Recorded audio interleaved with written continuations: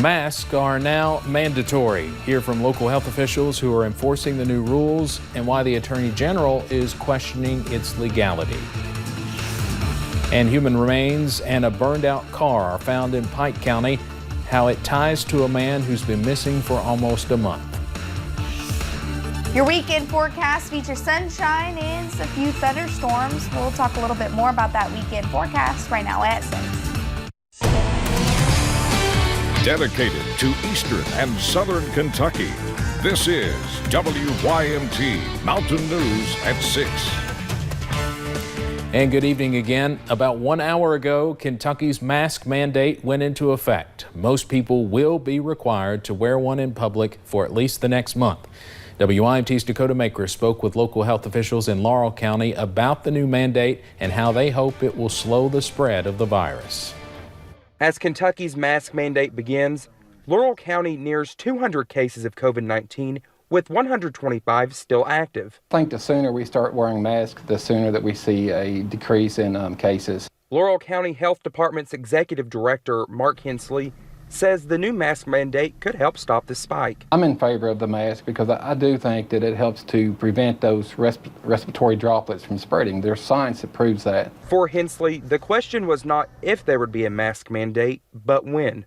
We know that there's a spike in cases throughout Kentucky and especially here in Laurel County. So it's something that we was anticipating, maybe not this soon. Aaron Burkhart and Isaiah Shelton spend their time working out 3 to 4 times per week, something they say may be more difficult now. Some stuff you really can't do with the mask on. I'm sure some people can work out with a mask on, but really I can't. Sometimes my beard will get in the way and it'll pull it up and pull it down and it makes it a little more hot. But they say that won't stop them from protecting themselves and others around them. Slow down the spread because, you're in there and you talking to other people and stuff like that. You keep it from spitting out. Yeah, we'll catch the particles that spit in your mouth and stuff.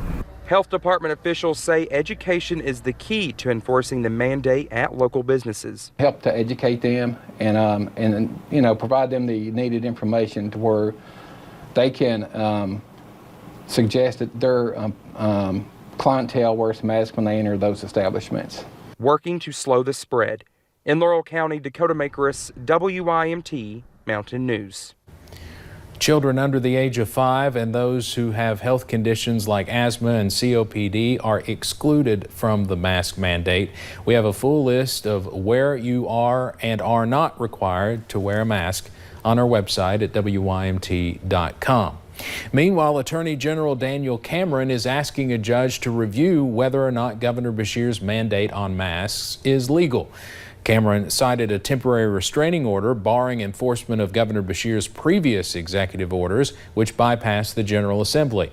In a statement released today, Cameron says, quote, "The request we are making to the court today is not about whether or not it is appropriate to wear a mask. It is my belief that masks are an important tool in fighting this pandemic. It is, however, about determining if the governor's executive order mandating mask use follows state law," unquote. And we are asking you on our website if you will wear a mask since Governor Beshear made them mandatory in Kentucky starting at 5 p.m. 40% of you say yes, while 50% of you say you will not wear a mask, and about 10% say you will sometimes. A reminder, this is not a scientific poll and only represents people who responded on our website. You can still vote over on WYMT.com. As the legal questions roll in, the surge in COVID-19 cases in Kentucky continues. There are more than 400 new cases in the state tonight. We are now at 18,670 confirmed cases in Kentucky. 8 new deaths were also reported today. 620 Kentuckians have now died from COVID-19. The 426 new cases today, that's the second most reported in a single day since the beginning of the pandemic, and 4 of the state's top 5 highest single-day case days were this week. Fayette Mall says it will enforce the governor's mask order. A spokesperson for the mall in Lexington says security staff will monitor common areas. They are expecting stores to enforce mask wearing as well. Fayette Mall says security will also have a limited number of masks to give to shoppers that need one.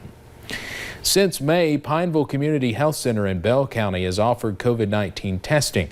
They were offering it 3 days a week, but since the spike in cases there, they've added a day. And today alone, the Bell County Health Department announced 20 new cases, bringing the county total up to 97. Most of those have been in the last couple of weeks, and 81 of those cases are still active. WYMT's Emily Bennett has more about the health center's testing. As COVID-19 cases continue to increase in Bell County, health officials with Pineville Community Health Center knew they needed to make testing more available. They have been testing by appointment Monday, Friday, and Saturday. Now they are offering testing on Wednesdays as well. Melissa Lawson, an RN and infection preventionist, said they saw a decrease in testing numbers as people went on vacation in June. But now, after July 4th, their testing numbers have steadily increased. Lawson recommends being tested before and after going on vacation. Now that the numbers we're seeing the peak in the numbers here, I feel like people realize that it's something serious and it's something to definitely pay attention to and address.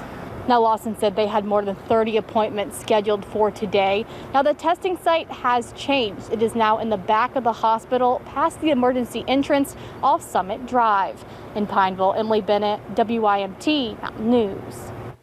Testing is Monday, Wednesday, and Friday from 11 until 5 and Saturday from 10 until 2. You can call 606-654-4693 to make an appointment.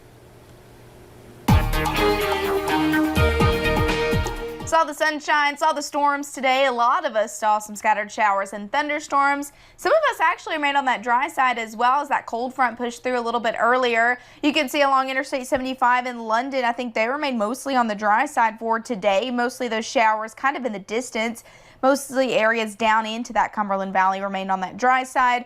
One of the areas that definitely got some rain, Jackson, maybe still dealing with a few showers in the area. 75 degrees, that dew point of 73, not making it feel too bad out there, but it definitely feeling more on that humid side. At least they're getting a nice cool off, but a lot of us still on that warm side. 86 in Hazard, 89 in London, 90 down into Bell County, 74 in Pikeville though, so a little bit cooler, and cooler wise right around 79 degrees. So you can see the scattered showers and thunderstorms continuing to push out of here. Most have moved out. There's a stray shower thunderstorm down into parts of Harlan County and a little bit into Leslie County, but most of us continue to remain on the dry side for tonight. Sunshine continues heading into the weekend, but we also see more storms, especially for your Saturday. Hot temperatures return by the time we get into next week. I'll have more details on that coming up in a little bit.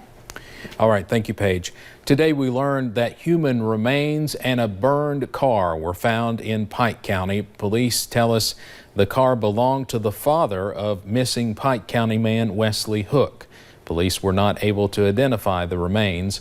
They are being sent to a forensic lab in Frankfort for testing, which could take several weeks. Police say foul play is suspected.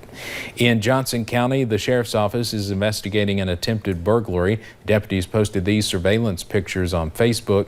Investigators say someone parked behind the hair cutters on US 23 in the Nippa community back on June 24th.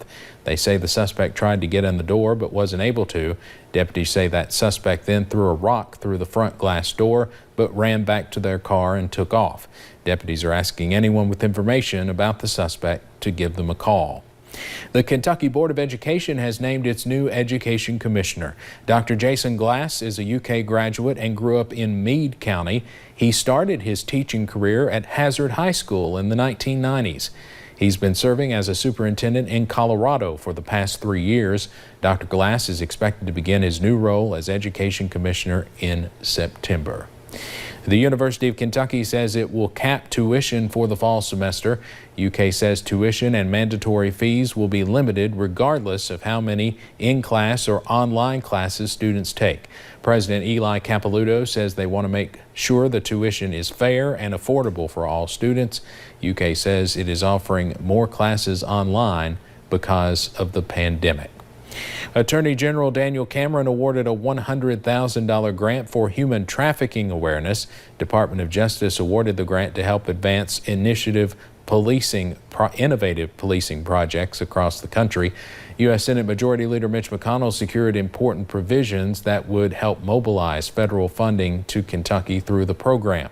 It will help train law enforcement and community leaders regarding identification and handling human trafficking situations.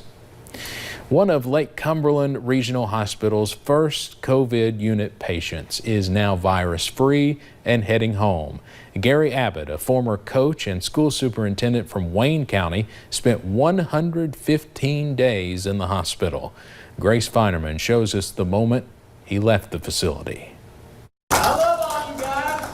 Gary Abbott's victory lap with balloons, signs, matching t-shirts, and of course, applause. All after a 115-day battle with COVID-19. He's COVID-free. Yay! Gary's wife, Regina, says after 25 days on a ventilator, no one thought Gary would live, except his family. There was no giving up for me, so I pushed them. And she just told me a minute ago that, after talking to me, they decided, to push on. Gary was one of the first patients at Lake Cumberland Regional Hospital's COVID unit. He had to have all fingers and toes amputated. But Chief Nursing Officer Pam Booker says slowly he made progress. Communication between the staff, physicians, and the family, so that was very important to his healing, actually, because he asked a lot about them. After his fight, Regina says Gary's excited for the simple things. To drive his truck, mow the yard, and weed eat. He loves to do that stuff. What doctors call a miracle will hopefully inspire us all. In Somerset, Grace Feinerman, WKYT. Regina says Gary will get prosthetics for his hands. She says he is very excited to be heading home. Drier weather returns Saturday, but more storms are possible by your Sunday. We'll break down that weekend forecast coming up. And newly reported cases of COVID-19 are tied to a local football team. How those in charge are handling the situation.